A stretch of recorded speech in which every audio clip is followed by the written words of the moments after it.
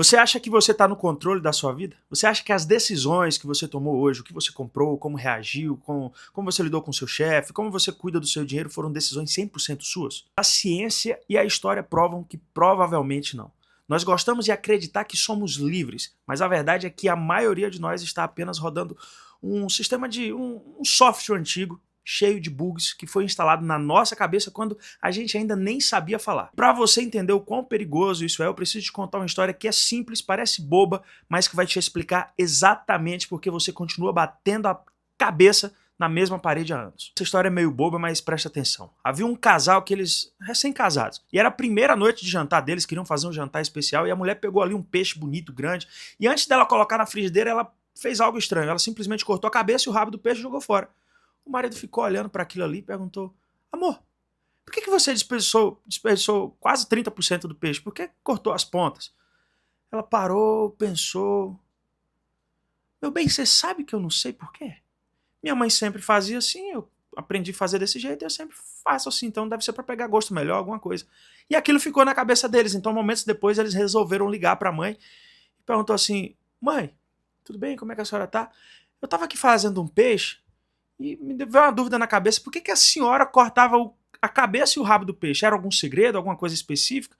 A mãe respondeu: minha filha, eu aprendi vendo a sua avó fazer, ela cozinhava muito bem, então eu nunca questionei, eu só copiei, nunca perguntei o motivo para ela. Então eles foram lá e falaram: não, tem que descobrir, vamos ligar para a avó. Então eles ligaram para a vozinha, bem velhinha ali: vó, a gente está aqui num debate, qual que é a técnica culinária por trás de cortar a cabeça e o rabo do peixe? Alguma coisa específica? Por que a senhora fazia isso?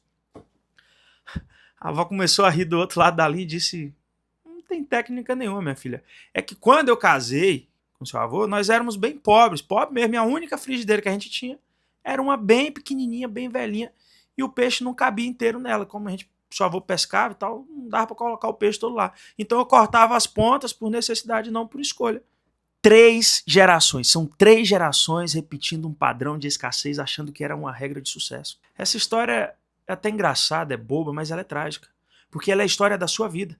Existe uma explicação técnica para isso, e na psicologia e na neurociência nós estudamos algo que a gente chama de memória implícita e economia de energia cerebral. Depois você dá uma pesquisada para você entender e aprofundar mais no assunto. O seu cérebro é uma máquina feita para sobreviver, não para te fazer feliz. Pensar gasta muita energia. Questionar o mundo gasta muita energia. Então o que o seu cérebro faz?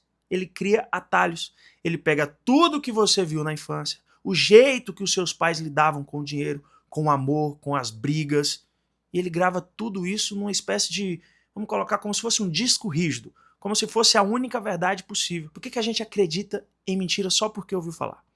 Você também cresceu ouvindo como se... Um exemplo, raspar o cabelo com a lâmina faz ele crescer grosso e mais escuro. Eu aposto que você já ouviu isso. Eu ouvi isso demais. Não raspa não que vai crescer escuro. Só que não tem nada a ver. Isso é uma mentira. Então, cientificamente falando, o folículo capilar que está embaixo da pele da gente, ele não sabe nem que você cortou a ponta em cima.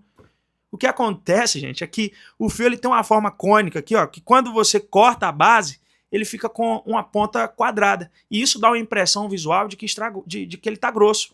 Então é apenas uma ilusão de ótica. Mas você acreditou nisso a vida toda. E eu também, para ser sincero, tá? A gente acredita em uma bobagem até de cabelo, então o tanto de coisas mais sérias que a gente não acaba acreditando. O problema real começa quando essa frigideira pequena, essa frigideirinha velha da sua avó, é aplicada na sua conta bancária.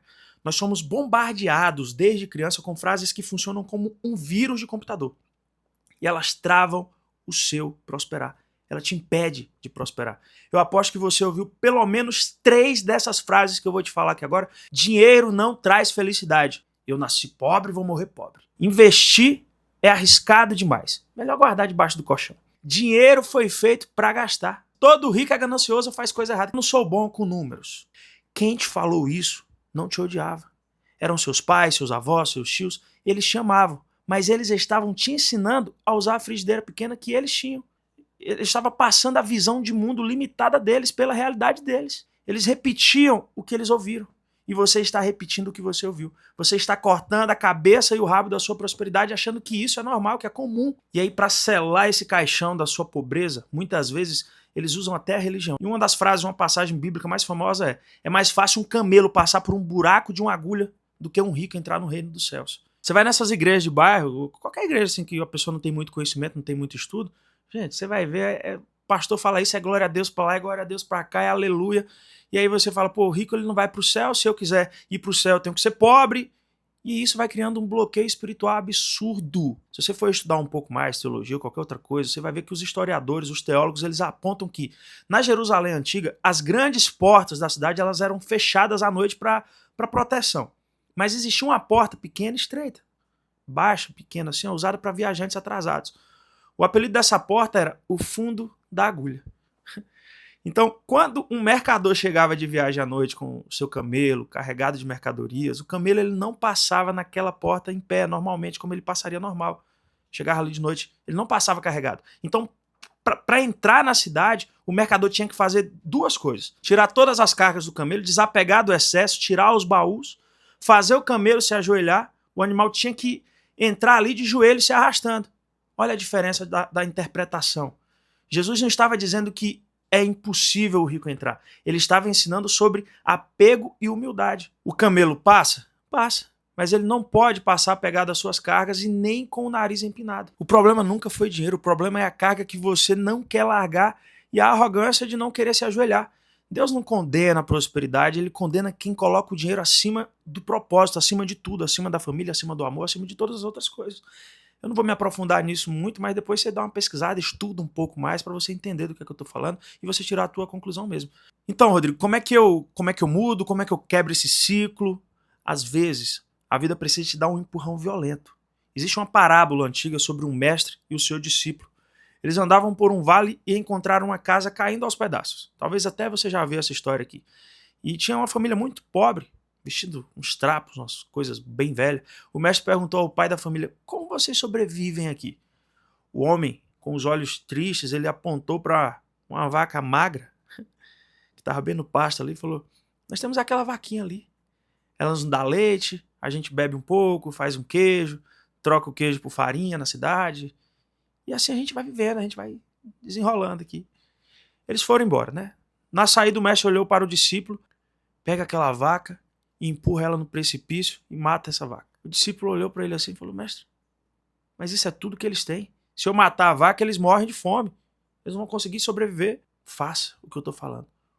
O discípulo obedeceu, empurrou a vaca, ela morreu. Anos se passaram. O discípulo, corroído pela culpa, resolveu voltar naquele lugar. Levou até um dinheiro que ele tinha guardado por todo esse tempo. Mas quando ele chegou lá, a casa velha não existia mais. No lugar tinha uma casa linda, um pomar carregado de frutas, crianças bem vestidas brincando. O discípulo viu o pai da família, agora forte e saudável, e perguntou, onde está aquela família pobre que morava aqui? O homem respondeu, somos nós. A gente tinha uma vaquinha, mas um dia, infelizmente, ela caiu no precipício do nada e morreu. Aí ele perguntou, e o que aconteceu? Como é que foi isso? Bom, no primeiro dia a gente se desesperou, mas no segundo dia a gente percebeu que sem a vaca a gente ia morrer de fome se não fizesse nada. Tivemos que limpar o terreno dos fundos para poder plantar algumas coisas, descobrimos que a terra era fértil, a plantação cresceu tanto que a gente começou a vender para os vizinhos. Com o dinheiro a gente começou a comprar madeira, consertamos a casa. A morte daquela vaca foi a melhor coisa que aconteceu na nossa vida. Ela nos mantinha na sobrevivência, mas nos impedia de viver a excelência. Eu meio que resumi essa história aqui pra vocês e eu só quero te falar uma coisa. Mata essa vaca desgraçada que você tem na sua vida. Eu contei tudo isso hoje, todas essas histórias, porque eu sei que você tem uma vaca de estimação. A sua vaca pode ser o seu emprego, que paga pouco, mas é seguro, dá para manter as suas coisas, paga o seu aluguel. A sua vaca pode ser a sua desculpa de eu não tenho tempo. A sua vaca é essa mentalidade de frigideira pequena que você herdou da sua família e tem medo de jogar fora. E enquanto você tiver uma desculpa para o seu fracasso, você nunca vai ter sucesso. O conforto ele é inimigo do crescimento. A segurança da mediocridade é o que te impede de viver o extraordinário na sua vida. Então você precisa identificar qual é a frigideira pequena que você está usando e você também precisa tirar a carga do camelo para passar na porta do próximo nível. E acima de tudo, você precisa ter coragem para empurrar a sua vaca do precipício. Não repita essa história. Começa a criar a sua agora. A vaca que escreve. Se você identificou qual é a vaca da sua vida, escreve ela aqui nos comentários.